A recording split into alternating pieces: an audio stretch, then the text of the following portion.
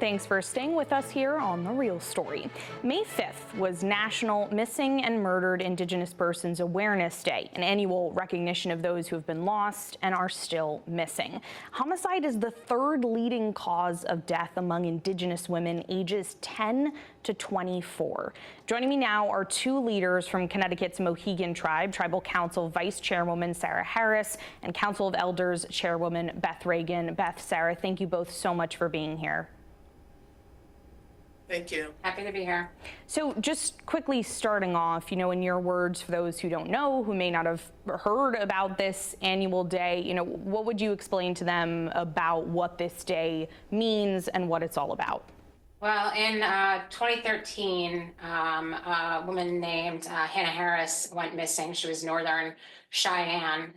So in July of that year, she went missing, and authorities at first didn't take her disappearance very seriously. And then several days later, her remains were found and she had been murdered. And it really was just a call to action that these issues need to be taken seriously from their inception. And so the day that is the National Day of Recognition is her birthday, May 5th. Beth, it's been around for, more than a decade now, but we know this issue has been pervasive for a while. What's the importance for you of marking this day annually, as Sarah mentioned, honoring her birthday, but, to have this national day for the community every year?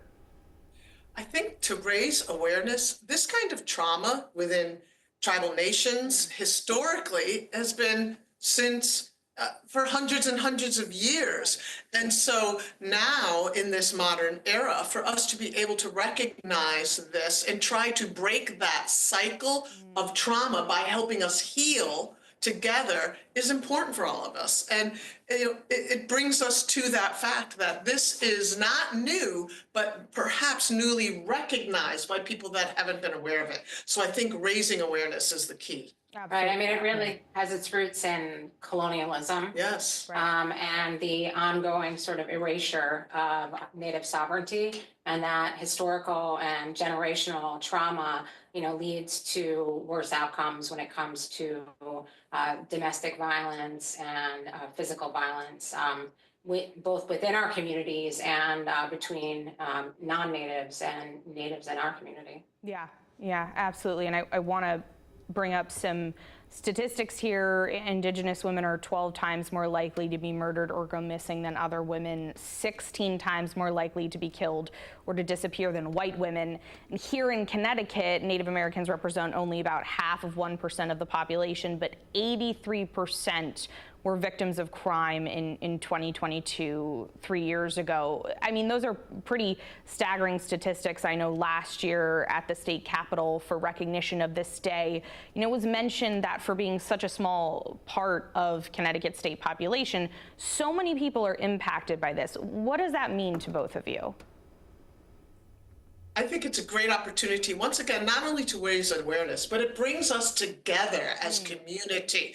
I mean, you'll see yesterday when Sarah spoke at the Capitol, all 5 tribes were there together, not only with ourselves, but with the state and other members amongst the community. So I think it's important because it brings us together as tribal people with the state to bring awareness to this it's historically overlooked. So I think that's part of it as well. And there's a lot of root causes of, the MMIP crisis. I mean, we first think about confusion and ambiguity when it comes to jurisdiction on Indian lands. So whether it's the federal government, the state, or tribal authorities responding, and then, a lack of accountability in some cases when it's not responded to adequately. There's just been data collection is very difficult. The data is often unreliable. Sometimes it's absent entirely, and tribes really lack the resources to deal with these sorts of issues. And so when you start thinking about all of these different complications together, it starts to really rise to the level of a crisis.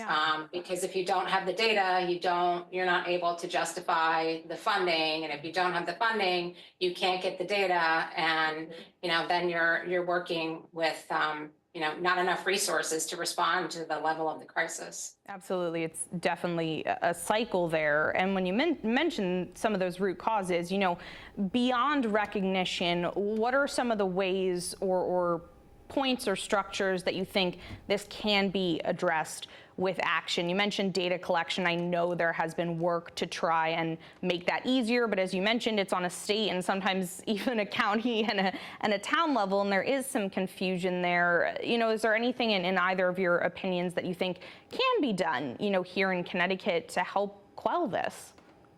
Well, funding to tribal nations that are in need of these resources. If you don't have enough cops, you're not going to be able to respond timely. And actually, during, I want to say it was like 2013, but it was when I was working with the Obama administration, we launched a pilot project called the Tawahi Initiative, which was really like a holistic look at integrated services for tribes, and also provided these tribes with additional funding that the tribes believe would be adequate to allow them to respond to the crisis. There was 3 different tribes that were in it.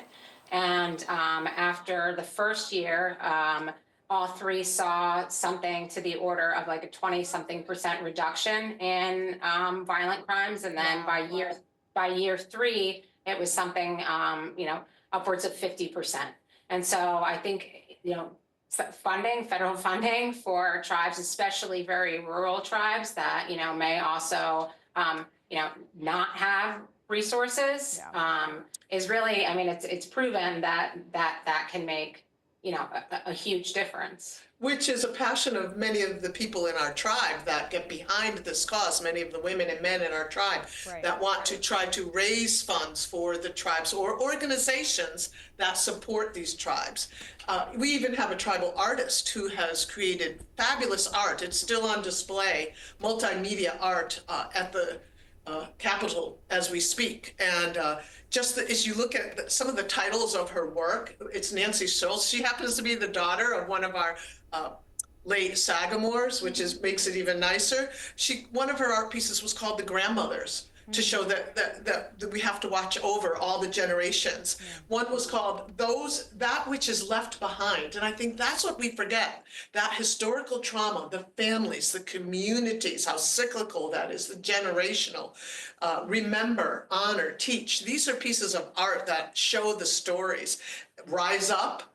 And lastly, the cold facts. So this is some of the things that people are passionate in our tribe. You asked what we did. We have artists working. On Monday, we had a healing circle together at our tribe that many of the women and men here organized. Even Mohegan Sun Tower was lit red. On Monday as well. So we try to bring that awareness, and our community tries to help by personally becoming involved, and as well as our tribe trying to support that the best we can.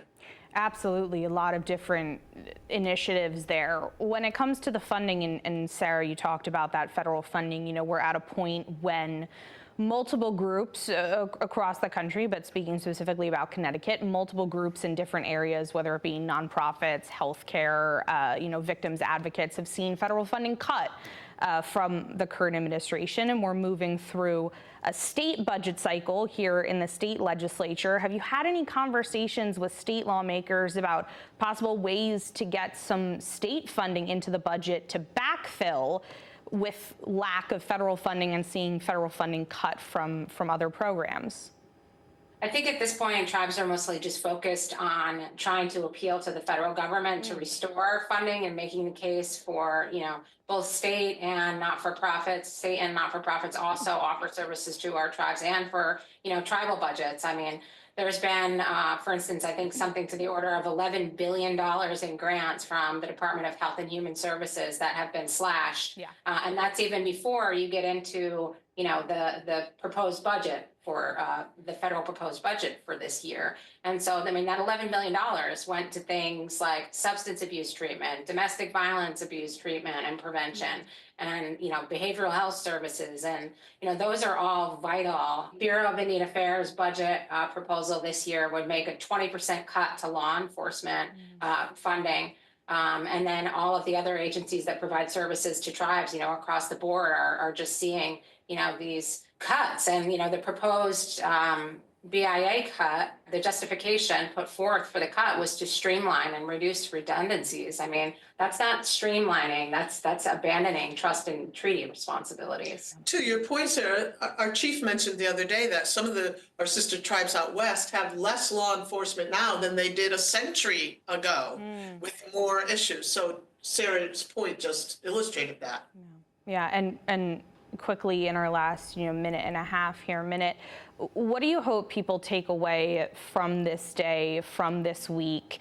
Is there any sort of message to the community? We talked a lot about the importance of awareness, but also some of those action platforms. But what do you hope people carry with them? Because as we talked about, we have this annual day, but obviously this is an issue that has gone on for many, many years and is continuing. I think right now we see people that have movements very near and dear to their hearts rising up and coming together to bring awareness. So I see that every weekend right now. I think this cause is becoming similar to that. Yeah. People in our tribe do things year round to support this cause and bring an awareness to it, I should say. We have people dancing the powwow trail for this cause, our youth doing this, fundraising, etc. So I think if we can rally and keep this alive, this issue alive throughout the year, that would be beneficial to the whole scheme of raising money and awareness. Yeah, and I think it's about, speaking truth into power. Like many of these things just aren't known. Yes. So communication and education, I think, is incredibly important. And I think it's important to remember that, despite all of these challenges and despite the cold truth of the numbers behind the MMIP crisis, I mean, our communities are incredibly resilient. Yeah. We've survived through, colonialism, and we continue to prosper. Mohegan just being, one, fantastic example of that. I don't think that our ancestors could have fathomed where we are today. And so I think it's important when we're in the midst of something like this and we're tackling, what seem to be insurmountable problems, to remember our ancestors and, the challenges that they were able to overcome as a community, and to, hold that in our hearts. Well, Sarah, Beth, thank you both so much for taking the time and sharing a little bit of that with us. We really appreciate it. Great. We come to way gladly. Thank you for having us here. Yes. Thank you again. That does it for us now here on The Real Story. But if you want to watch these segments again, you can head to fox61.com or download the Fox 61 News app and watch The Real Story every Sunday at 10 a.m. right here on Fox 61. Have a great morning.